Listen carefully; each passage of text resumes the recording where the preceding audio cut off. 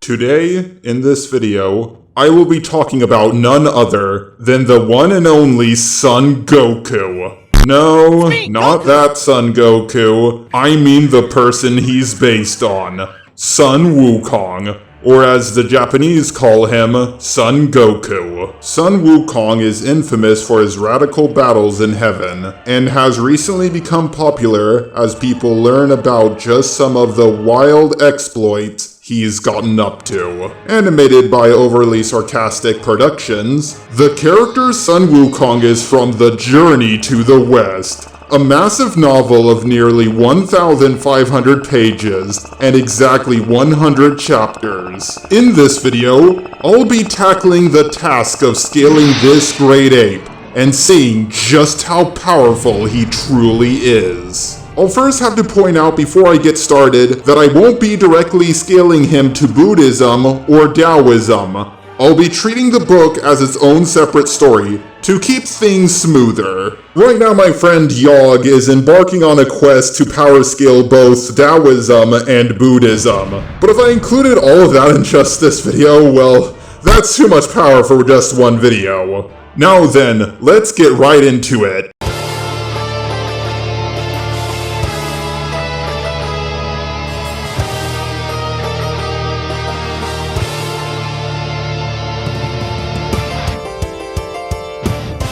We gotta talk about how powerful Son Wukong really is, since I've been seeing a lot of people downplay Son Wukong all over the internet.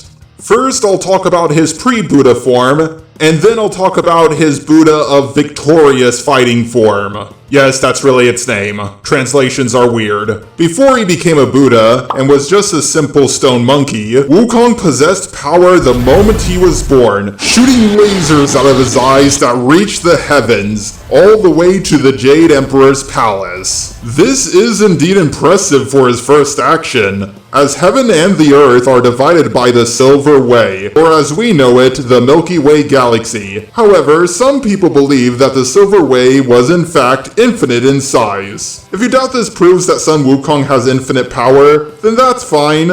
I have many more examples I can use. Later, during the Great War in Heaven, Wukong not only defeats beings of legendary status in the Chinese pantheon, but he fought 30 constellations.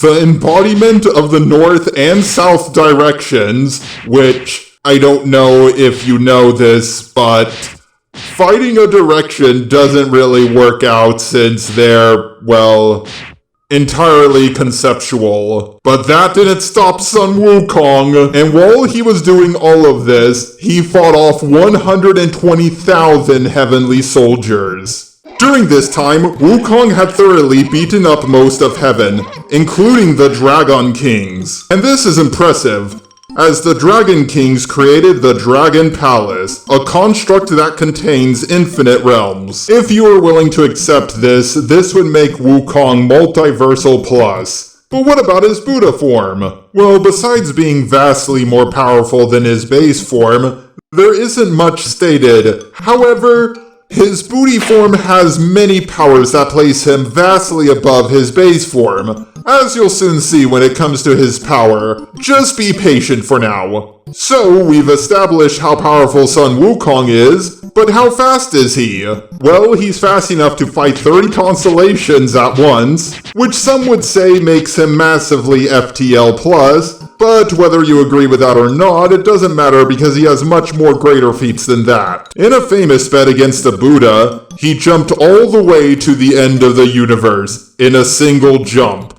Now, out of context, this may seem like it makes Son Wukong above the Buddha himself, but it actually doesn't. You see, because the Buddha is one with everything, he actually did not escape the palm of Buddha's hand. So logically speaking, Buddha Son Wukong should also be, well, one with everything.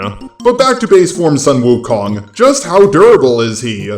Well, besides fighting off conceptual beings such as the cardinal directions, and being able to jump to the edge of the universe, I think you can already guess that he's going to be pretty durable. During his early adventures, he gained 5 different types of immortality. First of all, he has Taoist immortality.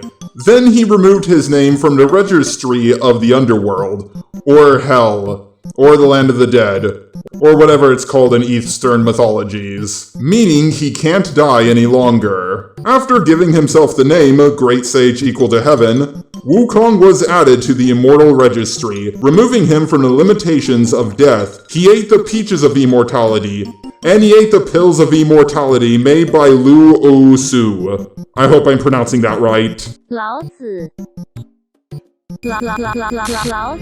All of this eventually culminates with the gods trying to distill all the immortality out of him, which famously fails. Despite the 7 trigrams furnace being able to destroy the conceptual gods, it only managed to piss Sun Wukong off. Just so you guys can understand, not even the destruction of his conceptual existence could keep Wukong down, and instead, it gave him sick red eyes, which can see through illusions. Basically, Sun Wukong got the Sharingan. On top of this, he learned the 78 transformations. It's 72 transformations, goddammit! I know this shit. I'm part Chinese. Don't you dare disgrace my monkey god with your feeble robot brain! Lao Tzu! However, this later became infinite transformations, meaning he can transform into anything, even the man who killed Jeffrey Epstein. Ding ding ding ding ding ding ding! Ding ding ding! During one of his fights, he transforms into a giant flaming dragon, just for fun. Oh, sorry, there was a typo in my script. He actually turned into a demon. I guess I could just re-record that part, but I'm too lazy to do that. But this later backfires because his whole monkey army is more scared of him than they are of the army of heaven. But far more impressive than these are his resistances. Not only was he able to bypass the miracles generated by the mighty miracle god, but he was also able to drink liquid copper, which liquefies at 1084 degrees Celsius or 1983 degrees Fahrenheit. This was all during his imprisonment underneath the mountain that Buddha put him under for 500 years. Actually, you know what? I don't know why I pointed this out. This actually sounds way less impressive than, the last durable feat I talked about. Despite all the powers of heaven, from their manipulation of concepts, their ability to play with the laws of reality itself, soul manipulation, mind manipulation, and so much other shit, nothing could stop Wukong's rampage. So, what about Wukong's Buddha form? Well, as a Buddha, he has complete control over duality itself, and is unbound from reality, and controlling yin and yang, all of dualities. Some would argue this would make him trans-dimensional. So, we've covered a lot of the major stuff for Sun Wukong, but how smart is he? Well, if you got the idea that Wukong has similar intelligence to Son Goku, then you're dead wrong. Wukong was smart enough to learn, and was able to practice Taoist immortality, which requires a massive amount of learning and reading, usually taking millions of years. Like with the Jade Emperor, who took up to 9.6 billion years, and he was also able to obtain Buddhahood too. As for his Buddha form, Wukong is completely omniscient, meaning he knows absolutely everything, the book stating that those who obtain Nirvana become all-knowing.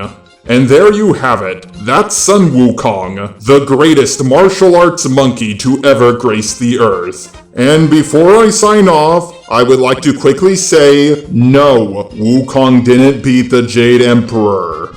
This is a myth from people who haven't even read the book. Buddha himself states that Wukong fighting the Jade Emperor is a terrible idea.